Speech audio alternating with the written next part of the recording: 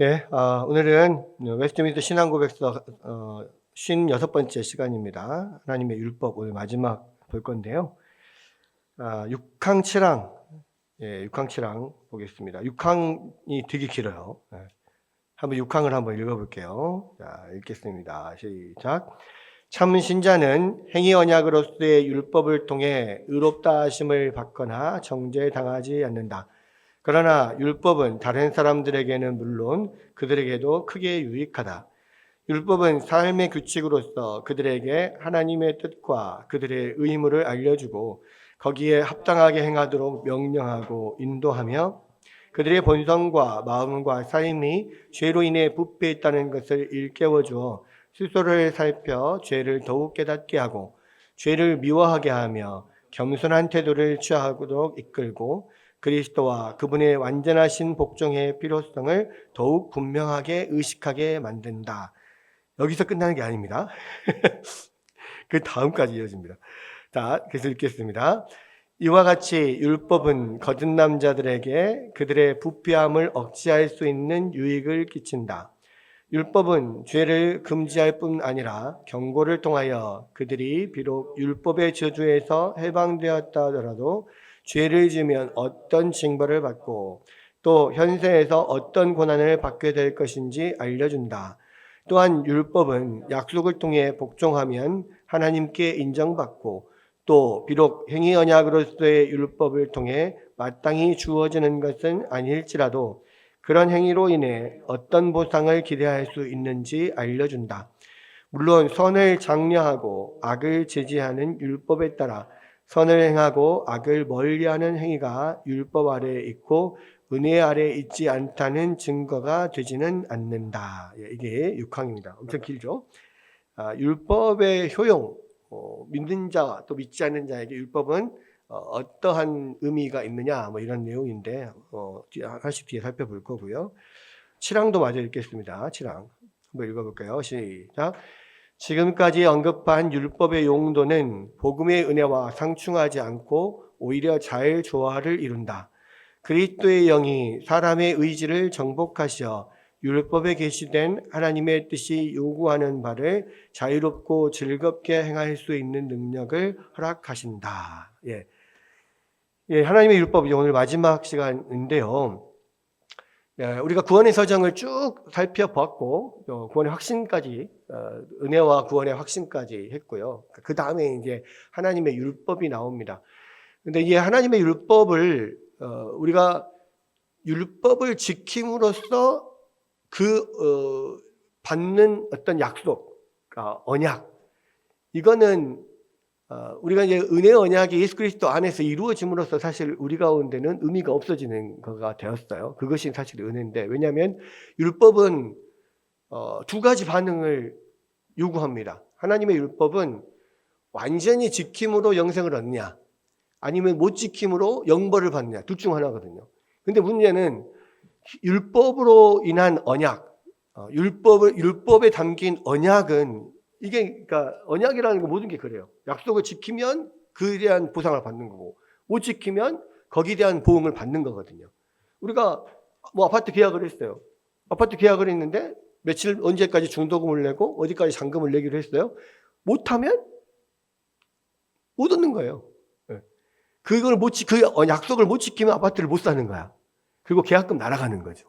근데 그 약속 시간에 잔금도 치르고 중도금 치렀어요. 그러면 끝났어요. 그러면 아파트를 얻는 거예요. 그러니까 모든 언약은요, 지키냐 못 지키냐, 지키면 그에 따른 보응을 받고 못 지키면 또 그에 따른 보응을 받고 그거밖에 없어요. 지키냐 못 지키냐. 근데 이제 문제는 율법이 하나님의 뜻인데 그 율법을 완전히 다 지킬 수 있는 사람이 없는 거죠. 왜? 아담 이후에 우리의 어떤 본성이 그 경향성이 바뀌어 버렸어요. 그러니까 이제 우리가 본성이 부패했다는 이야기는 경향성이 바뀌었다는 이야기입니다. 그래서 하나님의 뜻에 잘 순종하는 경향성을 우리가 원래 가지고 있었어요. 그러니까 아담은 사실 순종하기가 그렇게 어렵지 않았어요. 왜? 처음부터 하나님의 말씀에 잘 순종하는 경향성을 가지고 있었거든. 그럼에도 불구하고 로봇처럼 한번 딱 프로그래밍 되면은 노를 못하는 게 아니라 예스든 노든 다 할 수 있었어요. 그러니까 할 수 있는 자기 선택에 자기가 노도 선택할 수 있고 예스도 선택할 수 있어. 그게 언약인 거지. 지키면 보상, 못 지키면 거기에 대한 보응. 이게 언약인 거예요. 하나님과 언약을 맺을 만한 상대였어요. 그럼에도 불구하고 예스 하기가 더 쉬웠다고. 왜? 경향성이 하나님의 말씀을 기쁘게 따르고 즐거워하는 경향성을 가지고 있었거든. 근데 아담이 사단의 유혹을 받아서 범죄한 이후에는 우리의 본성이 부패하고 오염이 됐습니다. 그래서 그 부패하고 오염됐다는 것은 경향성이 바뀌어버렸어. 그래서 우리 마음의 경향이 하나님이 명하시는 것을 즐거워하고 기뻐하는 경향이 아니라 그것을 하기 싫어하고 안 하려고 하는 경향. 하나님이 요구하시는 것을 기쁨으로 그냥 순종하는 게 아니라 그것을 하기 싫어하는 경향으로 바뀌어버렸단 말이에요. 그러니까 어떤 사람이든지 100% 순종하는 것이 어렵게 됐어요. 그래서 율법은 원래 선한 거예요. 하나님의 거룩하신 성품이 반영된 것이고 하나님이 우리에게 요구하시고 원하시는 것을 상세하게 기록하고 거기에 지키면 복을 주시고 못 지키면 벌을 주시고 이렇게 되어 있단 말이에요. 그래서 근데 이제 문제는 이것이 우리 가운데 불가능하기 때문에 하나님께서 은혜로 우리를 대신해서 그 언약에 완전히 순종할 수 있는, 철저히 순종할 수 있는 우리의 인류의 대표를 따로 보내시겠다는 거예요. 그게 은혜 언약이에요. 그래서 여자의 후손을 통하여서 아담과 하와의 후손을 통하여서 모든 인류를 대표해서 하나님 앞에 이 언약을 이 행의 언약을 온전히 지킬 수 있는 다른 대표를 주시겠다. 이것이 은혜 언약이거든. 그래서 예수 그리스도께서 오셔서 우리를 대신해서 그 언약을 다 지켜 행하시고 또 예수님이 오시기 전에 그 모든 인류가 하나님 앞에 그 언약을 범함으로써 하나님 앞에 쌓았던 진노와 저주에 대한 값도 다 지불하시는 거예요. 그동안에 외상으로 먹었던 값도 싹 다 지불하고 그리고 이제 앞으로는 평생 동안 외상으로 먹을 수 있도록 예수님께서 모든 그 완전한 순종으로 우리의 모든 의를 다 이루신 거예요.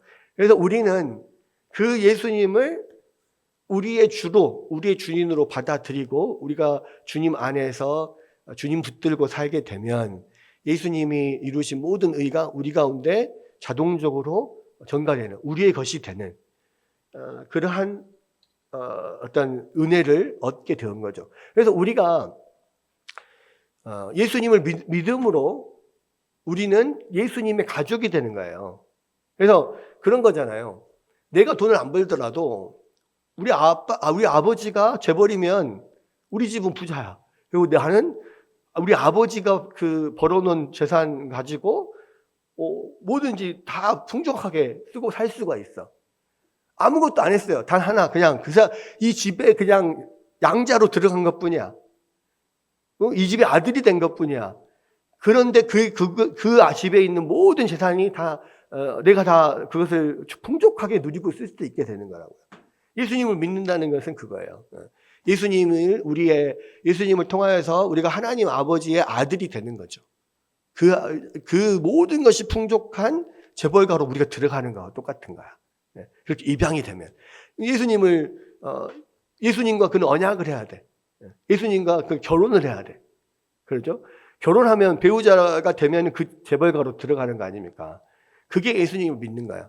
근데 이제 오늘 아브라함을 통해서 다시 살펴봤듯이 그렇게 예수님과 결혼하려면 원래 자기가 있던 집에서 떠나야 돼. 나와야 돼. 그리고 이 집으로 들어와야 되죠. 그렇죠? 하나님이 예수님과 함께 하는 그 결혼 생활으로 완전히 들어와야 돼. 그러면 이제는 그 전에 모든 것을 다 버리는 거예요. 우리 한국은 여자가 남자와 결혼한다고 해서 여자가 남자와 함께 결혼해서 들어온다고 해서 성이 바뀌진 않죠. 박씨인데 김씨가 되지 않아요. 그죠? 근데 외국은 다 결혼하면 박씨가 김씨가 돼. 아브라함하고 결혼하면 아브라함 가문의 그냥 성씨로 바뀌잖아요. 성이 바뀌어버려. 그 성이 바뀐다는 것은 무슨 이야기냐면 내가 옛날에 있던 것을 모든 것을 다 버리는 거지. 옛날 나의 상태 모두 버리고 이제 새로운 집으로 아예 들어오는 겁니다. 새로운 곳으로. 그래서 예수님을 믿는 것은 완전히 바뀌는 거예요. 그 전에 모든 것을 다 버리고 예수님과 결혼하는 거고, 하나님 아버지의 아들로서 우리가 온전히 그 안에서 그렇게 사는 거예요. 그랬을 때 우리 안에 있는 하나님이 주신 놀라운 복을 누릴 수가 있는 거죠. 그래서 하나님께서 이 성경에서 주신, 예수 그리스도께서 오시기 전에 주신 많은 율법들, 그런 약속, 언약들이 있어요. 율법을 지킴으로써 주시는 언약들은 우리에게는 이제 더 이상 해당이 안 돼. 왜?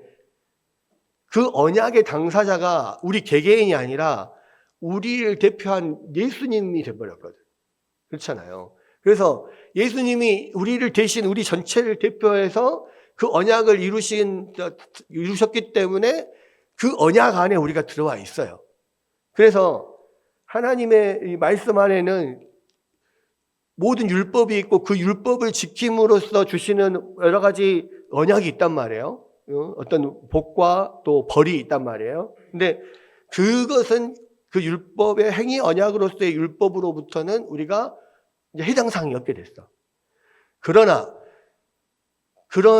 그 언약은 해당 사항이 없지만 여전히 우리 가운데 주어진 율법은 믿는 자에게나 믿지 않는 자에게나 여전히 유용하다라고 하는 것이 오늘의 지금 내용이에요. 오늘 읽은 내용.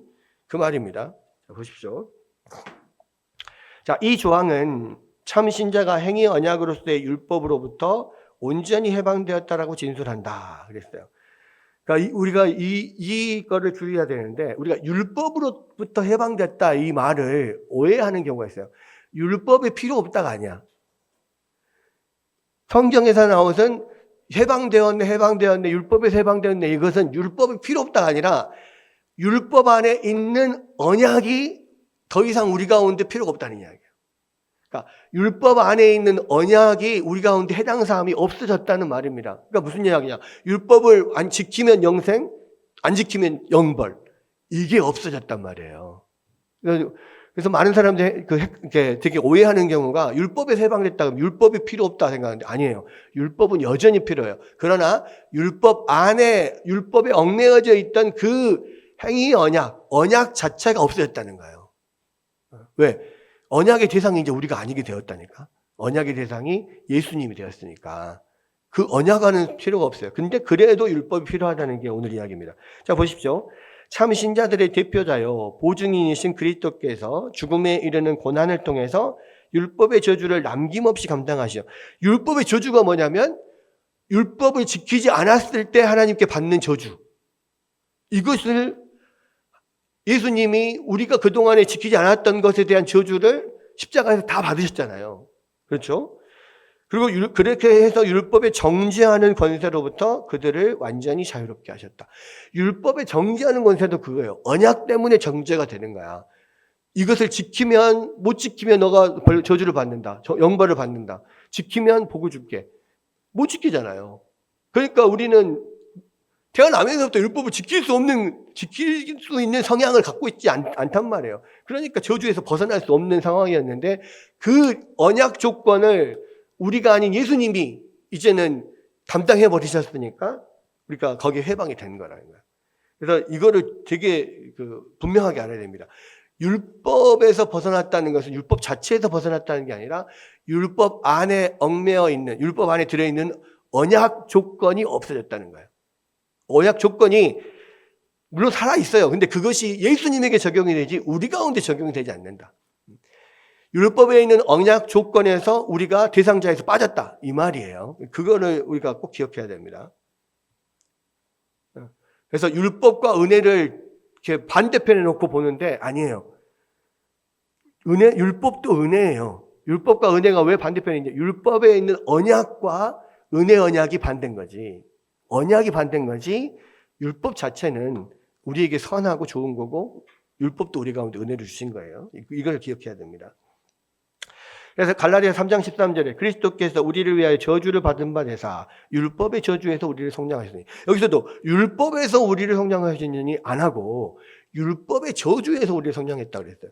율법에 있는 언약 조건, 우리가 못 지키면 영벌을 받게 되는 그 조건에서 자유롭게 하셨다는 이야기예요. 속량하셨다는 것은 값을 치르고 사셨다는 거예요. 그러니까 그 율법의 저주에 대해서 예수님이 값을 치르고 우리 언약 조건에서 우리를 빼셨다 이 말이에요.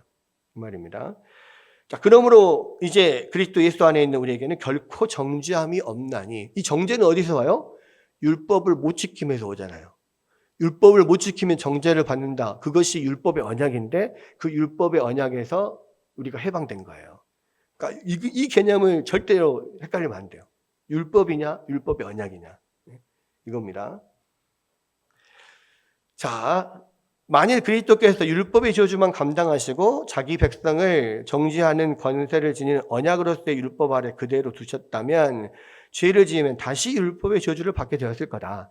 그러니까 그냥 율법의 저주를 감당하시고 그냥 율법의 언약 그대로 놔뒀다. 그대로 우리 가운데 그냥 그대로 또 우리 있게 만들었다면 언젠간 우리가 걸려서 넘어지게 돼 있어요. 근데 예수님이 그 모든 율법의 언약을 다 거두어서 본인이 다 가져가신 거야. 본인이, 그러니까 언약 대상을 바꿔버렸다니까요. 언약 대상이 우리가 아니라 예수님으로. 그러니까 이 율법은 온전하신 예수님의 순종으로 또 모든 죄값을 치름으로 다 이루어지는 거죠. 다 벗겨져 버리는 거니까. 그겁니다. 그리스도께서 율법의 형벌로 인한 고난을 모두 감당하셨을 뿐 아니라 그 계명에 온전히 복종하심으로써 자기 백성을 율법에 정죄하는 권세는 물론 그 명령으로부터 온전히 구원하셨다. 그러니까 늘 예수님이 하신 것은 이게 수동적 순종과 능동적 순종 두 가지가 있어요. 수동적 순종은 예수님이 적극적으로 하지 않고 그냥 받고 견디시는 건데, 그러니까 수동적 순종을 하는 건데, 뭘 받고 견디시는 거냐면 모든 인류에 대한 그 죄의 저주를 당신이 대신 몸으로 감당하신 거죠. 십자가에서. 그래서 그걸 수동적 순종이라고 합니다. 그리고 능동적 순종은 적극적으로 이것을 행하신 건데 뭐냐면 우리가 이게 하나님 앞에 순종해야 될 모든 순종을 대신해서 득표로 하나님 앞에 온전히 철저히 태어나면서부터 돌아가실 때까지 하나님 앞에 하나도 빠짐없이 하나님이 우리를 대신해 순종하신 그 순종. 예수님은 본인을 위해서는 그렇게 순종하실 필요가 없어요. 예수님은 원래부터 태어나시고 영원전부터 영원까지 하나님의 마음에 합하게 하나님의 말씀에 온전히 순종하는 그런 분이거든. 그러니까 본인은 위해서는 그것을 할 필요가 없어요. 우리를 대신해서 하신 것이죠.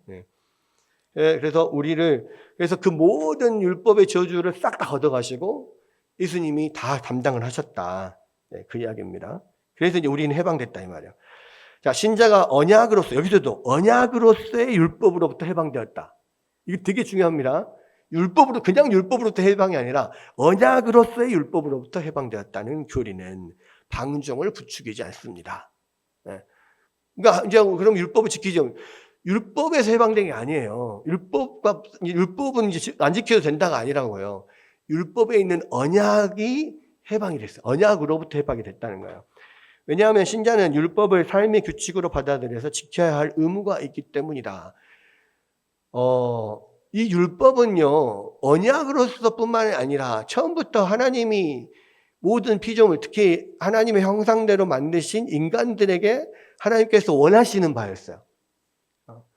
그래서 하나님의 선하신 뜻대로, 하나님의 거룩하심대로 하나님의 법을 즐거워하면서 그렇게 하나님을 섬기면서 사는 거, 이것이 하나님이 원하시는 바였단 말이죠. 그러니까 그 율법의 언약이 거두어졌다 할지라도 처음부터 창조 규례로 처음부터 주신 이 하나님의 율법은 우리로부터 상관이 없어진 게 아니라는 거죠. 여전히 그 언약 조항은 아니지만 여전히 우리 가운데 우리가 그 율법을 행하면 하나님이 기뻐하시고 우리 가운데 또 그 복을 누릴 수 있고 이런 면들은 분명히 있어요. 그것은 우리의 삶의 규칙이에요. 왜? 하나님이 우리 가운데 원하시는 모든 하나님을 닮은 피조물, 하나님의 형상대로 지어진 피조물이 마땅히 하나님이 원하시는 바대로 살아야 되는 거예요. 그게 우리의 규칙이야. 그러니까 제가 계속 이야기합니다마는 피조물이라고 하는 것은 창조자가 원하는 대로 살아야만 그것이 피조물의 가치가 있는 거예요. 제가 항상 이야기하죠. 핸드폰은 이것을 만든 사람의 의도가 있다고요. 뭘 하려고 만들었습니까? 전화를 걸고 SNS를 하고 어떤 인터넷을 검색해서 어떤 정확한 결과나 이런 것들을 찾게 하고 정보를 검색하게 하고 이런 게 핸드폰의 목적입니다. 이걸 위해서 만들었어요. 그런데 피조물이 내가 이윤호 집사한테 전화를 걸었어. 근데 사이판에서 시환이가 받아. 그럼 돼요, 안 돼요? 나는 분명히 이윤호 집사님한테 전화를 걸었단 말이야. 근데 시환이가 받아. 왜 시환이가 안 된다고? 이윤호 집사님한테 내가 전화를 걸었으면 이윤호 집사님이 받게 일을 해야 되는데 핸드폰이 잘못 일을 하고 있어. 그럼 이거는 피조물이 가치가 없는 거예요.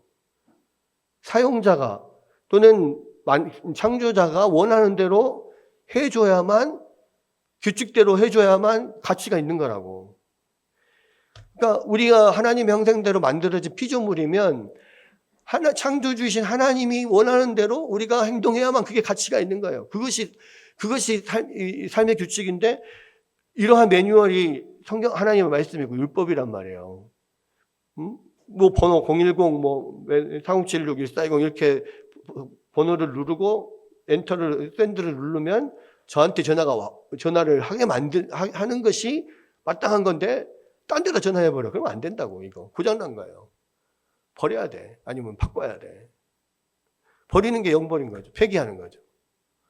그러니까 우리가 이렇게 생각하면은 당연한 건데 우리가 그런 피조물의 입장에서 우리 인간과 하나님을 우리가 생각을 하면 아니 그거 안 지켰다고 그렇게 폐기 처분하고 영벌을 내리면 그거 하나님이 너무 하시는 거 아니야 이렇게 생각한단 말이에요. 핸드폰은 전혀 너무하다고 생각 안 하는데 근데 전화할 때마다 다른 이상한 데로 전화가 가면 이게 되겠어요? 고장난 거구나? 이거 안 고쳐지면 버려야 되거든. 바꿔야 돼요. 폐기 처분해야 돼요. 지옥 보내야 되는 거야 이게. 그 생각을 우리가 늘 해야 됩니다. 그래서 이 율법은 언약 부분이 없어졌다고 해도 여전히 창조주의 뜻이 담겨져 있고 우리 삶의 규칙으로 우리가 피조물로서 당연히 지켜야 될 의무가 있는 거란 말이에요.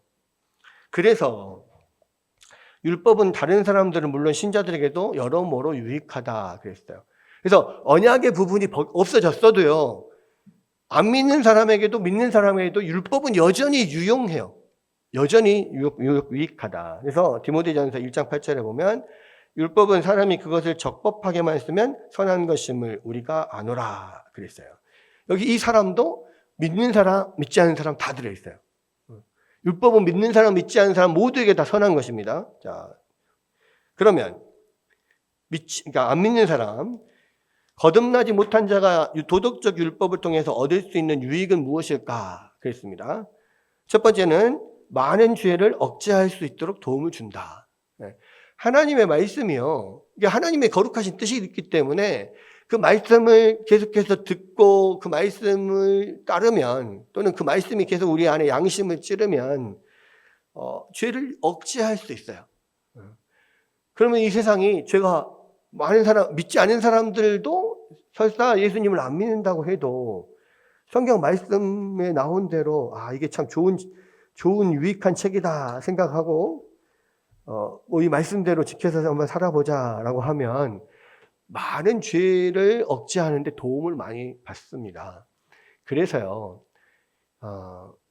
하나님을 안 믿는 사람들도 성경은 베스트셀러고 많은 사람들에게 지금까지 오랜 시간 동안 사랑받은 고전이기 때문에 읽어볼 가치가 있고 그것을 읽고 감동받은 대로 또 살아볼 가치가 있다라고 많은 사람들이 생각해. 그래서 안 믿는 사람도 성경은 꼭 한번 인생에서 꼭 한번 읽어봐야 된다.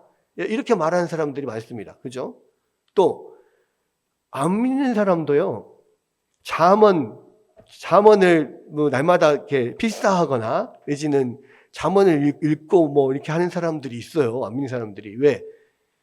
잠언이 지혜의 말씀이라는 걸 아니까. 이거를 많이 읽다 보면 지혜가 있어진다더라 해가지고 사람들이 잠언을 읽습니다. 그리고 특히 자녀들에게 솔로몬과 같은, 어디서 들은 건 있어가지고 이 세상에서 제일 지혜로웠던 사람이 솔로몬이다. 어디서 들었단 말이에요. 그래서 솔로몬이 쓴 잠언을 많이 읽으면 지혜로워질 줄 알고 자녀들한테 잠언을 읽어봐라, 써라, 뭐 이렇게 하는 사람들이 있단 말이에요. 안 믿는 사람도 그런 사람이 있어요.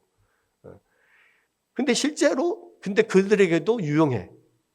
왜? 이것은 천지를 창조하신 창조주 하나님의 뜻이니까. 이 말씀대로 행하면 복을 받을 수 있고 뭔가 거기 안에서 이 주시는 유용함들을 경험할 수 있단 말이에요. 마치 그것과 같습니다. 오늘 아브라함에게 주신 약속에게도 마찬가지인데, 아브라함을 선대하는 자들에게 내가 복을 내리고, 아브라함을 멸시하거나 무시하거나 해를 끼치는 자들에게 내가 저주를 내리겠다 하신 것처럼, 아비멜렉이 하나님을 믿어서 이 복을 받은 게 아니잖아요. 하나님 안 믿었어. 근데 아브라함에게 선대하고 아브라함하고 네가 하나님과 깊은 관계인 것을 내가 아니까 나랑 친하게 지내자 이렇게 하면서 선대하니까 아비멜렉이 은혜를 받았어요. 나름. 그렇죠? 그러니까 뭐 그런 것들. 또 하나님을 모른다 할지라도 아브라함을 악하게 대하는 사람들은 결국 하나님의 저주를 받고 바벨론이나 아수르가 그 짧은 시간 안에 망해버리는 그런 일들이 일어나잖아요. 뭐 그런 것들이 다 마찬가지예요. 그래서 이 하나님의 말씀은 믿는 자나 믿지 않는 자나 다 하나님께서 창조하신 피조물이 맞다면 그 피조물들에게 모두에게 다 유익하다는 거예요. 모두에게 효과가 있어, 분명히. 그 이야기입니다. 그래서 믿지 않는 자에게 죄를 억제하는 그러한 용도로 사용이 될 수 있다. 그죠? 그래서 교도소 같은 데서 그래서 안 믿어도 막 거기서 계속 같이 예배 드리고 뭐 말씀 와서 막 이렇게 설교도 하고 막 그렇게 하는 게 뭐냐?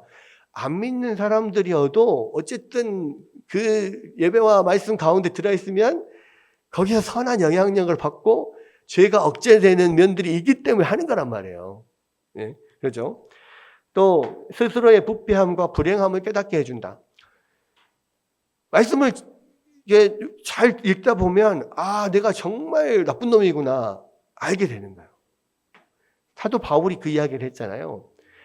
성경 말씀에서 나의 탐욕에 대해서 탐내지 말라는 말씀이 없었다면 내 안에 탐욕이라고 하는 것이 얼마나 큰 죄인지를 알지 못했을 거다. 그렇잖아요. 그냥 뭐 다른 사람 것들 뭐 욕심을 낼 수도 있고 부러워할 수도 있고, 근데 그것은 그냥 뭐 그럴 수 있지. 근데 죄는 아니야. 이렇게 생각할 수 있다고. 근데 말씀에서 탐내지 마라. 십계명에서 분명히 말을 하고 있으니까 그것이 죄라는 것을 알게 되고, 그것을 알게 될 때 내가 얼마나 정말 큰 죄인인가를 점점 깨닫게 되는 거예요. 이게 이제 스스로의 부패함과 죄인됨과 불행을 깨닫게 해줍니다. 결국은 그 과정을 통해서 내가 나의 부패함과 죄악을 깨닫기 시작하면 이 사망의 몸에서 누가 나를 건져줄고 하다가 결국은 예수님을 믿게 된다 이 말이에요.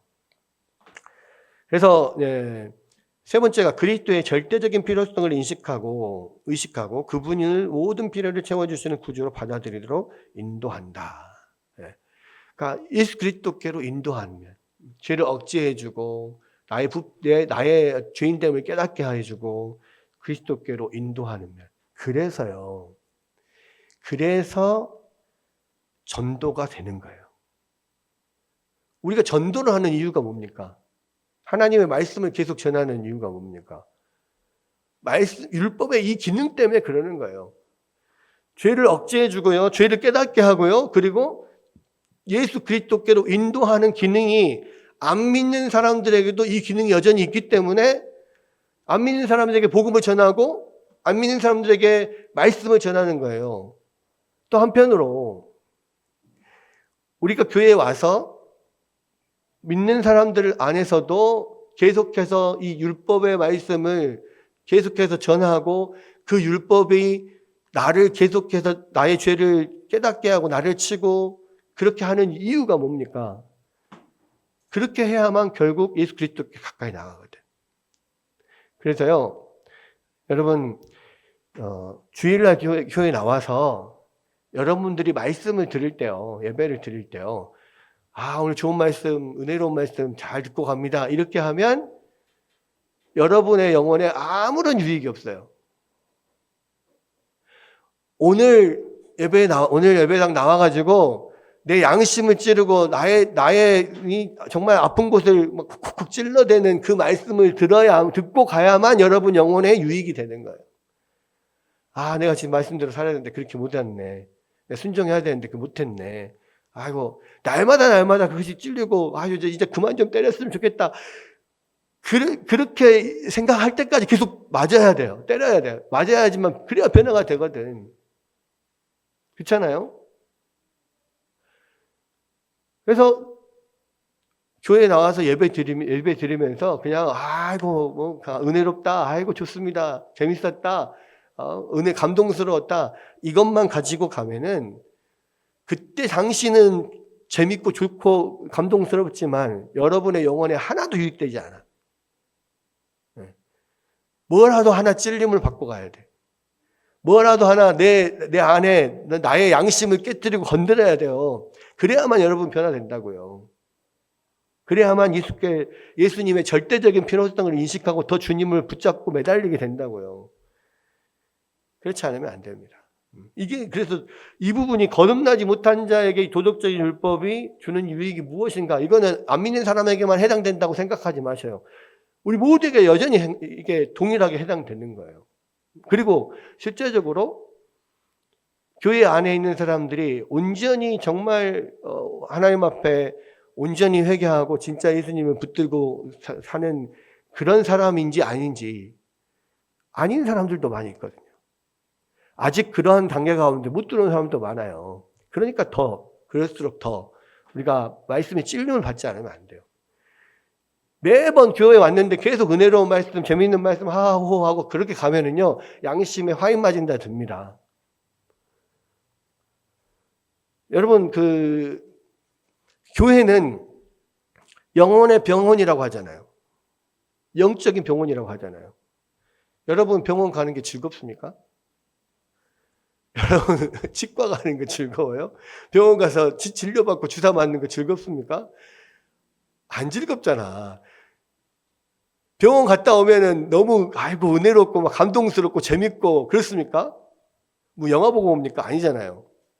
영화관에서 갔다가 나오면은 재밌었다 하고 나올 수 있지만 병원 갔다 오면서 재밌었다 하고 나온 사람 누가 있어요? 아무도 없어요. 그러면 교회 갔다가 집에 돌아갈 때 우리가 재밌었다, 오늘 은혜로웠다 그렇게 들어가면 됩니까? 안 됩니까? 병원 갔다 온 게 아니라 영화관 갔다 온 거라고. 그렇지 않아요? 무언가 주사를 맞고 아파야 돼요. 약을 먹고 써야 돼요. 근데 아픈데 쓴데 조금 그래도 주사 맞고 나니까 몸이 좀 덜 아픈 것 같아. 내가 조금 치유된 것 같아. 치료받은 것 같아. 이게 있어야 되는 거지. 그러니까 결국 우리가 교회에 와서 은혜를 받고 갔다는 것은요, 좀 아프고 쓰라린데 근데 뭔가 영혼이 치료된 것 같아. 하나님 앞에 내가 정말 회개하고 이제 다시 주님을 붙잡을 거야. 이런 어떤 마음들이 있어야 돼요.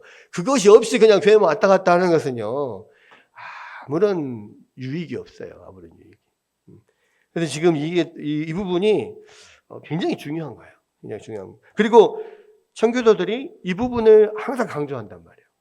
항상. 네, 그렇죠.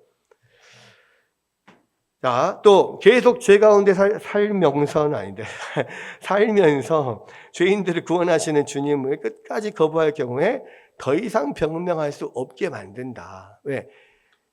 성경은 모든 사람들이 더 이상 변명할 수 없게 계속해서 하나님께서 모든 사람들의 죄인됨을 또 예수 그리스도를 믿어야 됨을 말씀을 통해서 계속 이야기하거든요. 그러니까 이미 말했다. 내가 분명히 말했는데 내가 그렇게 해도 마지막까지 네가 안 믿고 계속 그렇게 있어 버팅기잖아. 그러면 그 끝은 결국 지옥이야. 영벌이야.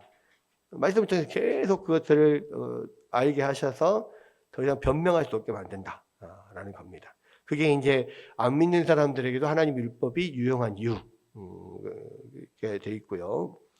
그 다음에 두 번째, 거듭난 신자가 도덕적 율법을 통해서 얻을 수 있는, 거듭난 신자에게도 여전히 유익한데, 왜냐하면 이거 하나님의 말씀이니까, 하나님 창조주의 원하시는 바니까.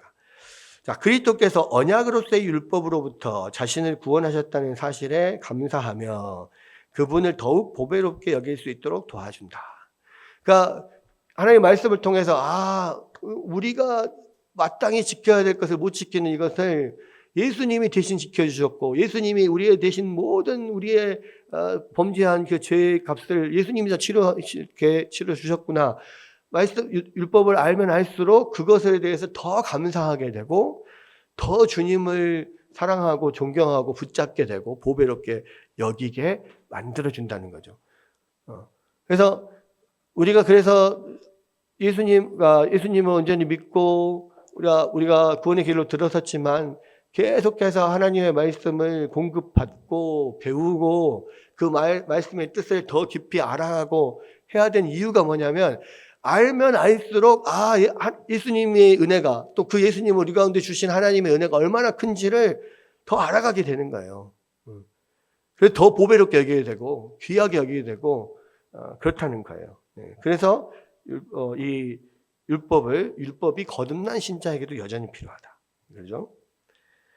또 하나님의 뜻을 알게 해서 행위를 바르게 하도록 도와준다. 여러 가지 하나님의 뜻이 있잖아요. 어떠한 상황에서 어떻게 하는 게 하나님의 뜻이냐. 예를 들어서 율법적인 판단도, 도덕적인 판단도 하나님의 말씀을 붙잡고 그것을 통해서 판단을 할 때 하나님의 뜻대로 행할 수 있게 되는 거예요. 근데 우리가 보통 말씀을 통해서 어느 순간 말씀을 계속 이렇게 읽고 묵상하고 하다 보면 깨닫는 바가 있거든요. 이것은 세상의 어떤 기준으로 봤을 땐 죄가 아니지만 하나님의 기준으로 봤을 때 죄가 되는 것들이 있어요. 뭡니까? 야고보서인가요? 신약성경에 보면 그 이야기가 있죠. 선을 행할 줄 알고도 하지 않는 것은 죄다. 그렇죠. 선을 행할 줄 알고도 하지 않는 것은 죄다. 그래서 누군가를 도움이 필요한 사람이 있어요. 도움이 필요한 사람을 보고도 내가 돕지 않으면 죄예요. 요즘에는 그래서 선한 사마리아인의 죄 이거에 대해서 괜히 옆 사람은 도움이 필요한 사람 괜히 그냥 선의로 도왔다가 나중에는 자기가 죄를 뒤집어 쓰게 되는 이런 일들이 엄청나게 많거든요. 그러니까 예를 들어서 이런 거예요. 지나가다가 어떤 으슥한 골목에서 어떤 남자가 어떤 여자를 겁탈하려고 하는 장면을 봤어요. 꽉 도와달라고 막 소리를 쳐. 그랬을 때 내가 본능적으로 막 가서 그 남자를 덮쳐서 남자를 때리고 이렇게 하면서 제압을 했어요. 제압을 하는 와중에 이 여자가 거의 강간을 당할 뻔한 몸 이렇게 옷도 막 찢어진 상태로 막 이러고 있다가 내가 제압을 하고 있는 동안에 이 여자가 무서워 도망가 버렸어. 무서워서 도망가 버렸어. 근데 주위에서 경찰에 신고가 들어갔어요. 경찰이 왔어. 이러이러해서 내가 이 사람이 그 여자를 겁탈을 하려고 하는 것을 보고 내가 그 여자를 돕기 위해서 와서 이 남자를 때려서 제압을 했다. 이렇게 했는데 문제는 이 남자가 나를 폭행으로 고소를 해버렸어. 근데 문제는 내가 이 여자가 강간을 당할 뻔한 것을 구해주기 위해서 이 남자를 때렸다라고 하는 것이 정당방위나 뭐 이런 것들이 이게 성립이 되려면 이 도망간 여자가 와서 증언을 해줘야 돼. 내가 그런 상태에 있었고 이 남자가 나를 검탈하려고 했는데 이분이 오셔서 나를 도와줘서 그랬습니다. 그리고 도와주는 과정에서 이런 폭행이 일어났으니까 이것은 그 타당한 이유가 있습니다라고 이 여자가 증언을 해줘야 돼요. 근데 그 여자가 증언 안 해줘. 그런 경우가 많아요. 그래가지고 괜히 선의로 도와주러 갔다가 자기가 오히려 폭행죄로 고소를 당해가지고 죄를 뒤집어 쓰는 경우가 엄청 많다고요. 요즘 시대가 그렇습니다. 그랬을 때.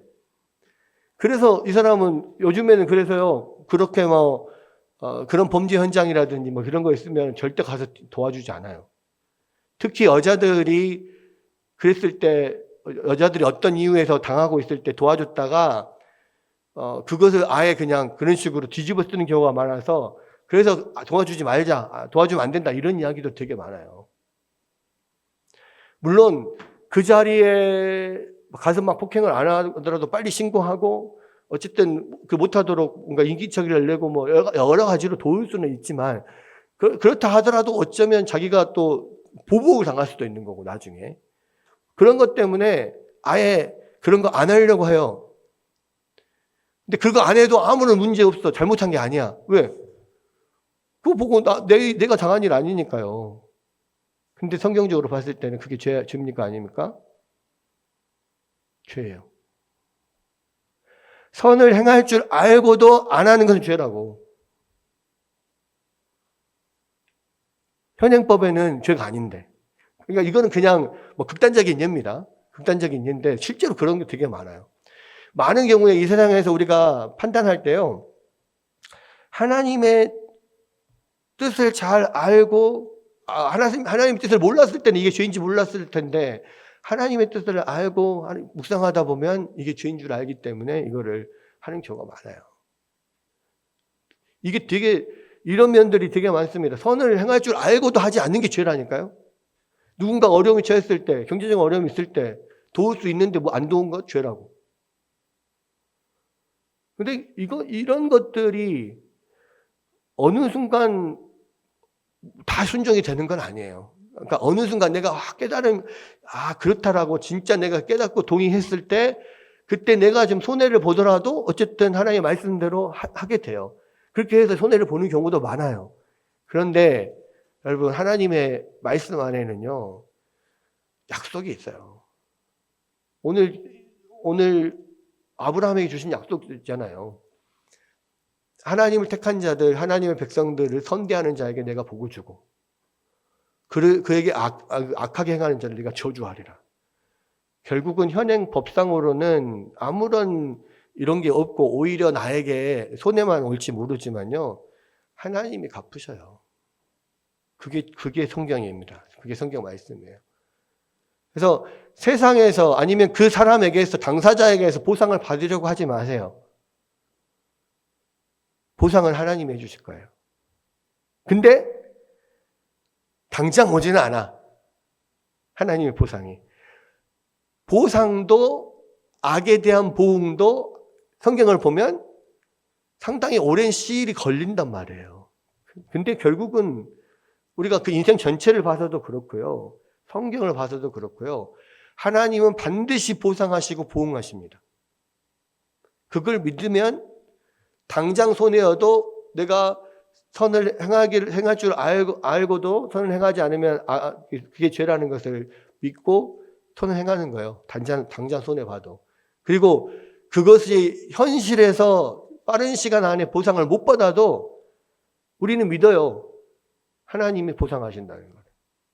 아브라함을 선대하는 자를 축복하시고 아브라함에게 악하게 한 자를 저주하시겠다라고 하는 하나님의 말씀을 믿으니까 내가 그 말씀 붙잡고 가는 거예요. 그죠? 예. 그래서 하나님의 뜻을 알게 해서 바른 행위를 할 수 있도록 하는 거. 그러니까 계속해서 하나님의 말씀을 들어야 돼요. 그 말씀이 공급되지 않으면요, 까먹어 버려요. 그래서 현행법에서 죄가 아니면 아닌 걸로 생각해요. 근데 하나님의 말씀을 계속 공급하고 듣고 붙잡고 묵상하고 하면 그 말씀대로 행하게 된다고. 또 스스로 성찰해서 마음과 삶 속에 있는 부패한 요소를 발견하게 하고 스스로의 부족함을 깨달아서 그리스도를 계속 의지하고 점진적으로 거룩함을 이뤄나갈 수 있도록 이끈다. 그래서 이것을 우리가 이렇게 점진적으로 거룩해지는 걸 뭐라고 합니까? 성화라고 하잖아요. 성화는 구원의 과정 가운데 있잖아요. 그래서 구원의 과정 중에 있는 사람들에도 계속해서 하나님의 말씀이 공급돼야 돼요. 늘 하나님의 말씀과 기도를 붙잡아야 될 이유가 뭐냐면 우리가 이 말씀을 통해서 계속 하나님 그 스스로의 부족함도 깨닫고 부패한 요소도 발견하고 계속 그리스도를 의지하고자 하는 의지도 우리 안에서 불러일으키고 계속해서 점진적으로 거룩함을 이뤄나갈 수 있도록 이끄는 것이 말씀이기 때문에 하나님 율법이기 때문에 하나님이 이것을 원하시고 기뻐하신다는 걸 아는 걸 알기 때문에 그것을 붙잡으려고 노력하고 그 깃발을 붙잡으려고 내가 오늘도 그 표대를 향하여 나아가노라 하는 것처럼 그 사도 바울처럼 표대가 있어야지 그 붙잡으러 가죠. 그 표대를 제공해 주는 게 뭐냐? 하나님의 말씀이라고. 날마다 그래서 그 말씀 붙잡고 나아갈 때 우리가 성화되어 가는 거예요. 여러분,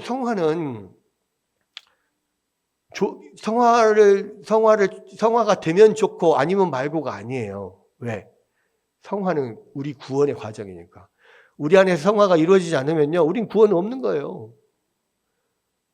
구원이 이루어지지 않는 거라고. 그죠? 그래서 성화는 우리 가운데서 꾸준히 이루어져야 되고, 성화를 이루기 위해서는 하나님의 말씀이 꼭 필요해요. 그러니까 하나님의 말씀이 날마다 우리가 그 말씀을 붙잡고 묵상하고 순종하고 날마다 그렇게 나가야 된다고요. 그것이 바로 하나님의 율법, 하나님의 말씀. 왜 우리가 기독교가 그렇게 하나님의 말씀을 강조하느냐? 다 이것 때문에 그래요. 믿지 않는 자에게도 믿는 자에게도 하나님의 말씀은 계속해서 유용해요. 그 말씀에 있는 그 언약이 믿는 자들에게는 해당 사항이 없다 할지라도 믿지 않는 사람들에게는 당연히 해당 사항이 있죠. 근데 어쨌든 그 언약적인 부분에 언약의 저주가 우리 가운데는 미치지 않는다고 할지라도 그 율법의 하나님의 말씀의 내용은 믿는 자에게나 믿지 않는 자에게나 계속해서 유용하고 필요하고 그것을 붙잡아야 돼요. 그것이 필요합니다. 그래서 하나님의 율법에 관한 이야기를 구원의 과정 전체를 다 다루고 그 다음에 이야기를 하고 있는 겁니다. 이제 그 다음 장 20장에 가면 이제 그리스도인의 양심과 자유에 대한 이야기가 나와요. 오늘은 그래서 하나님의 율법까지 마무리하도록 하겠습니다.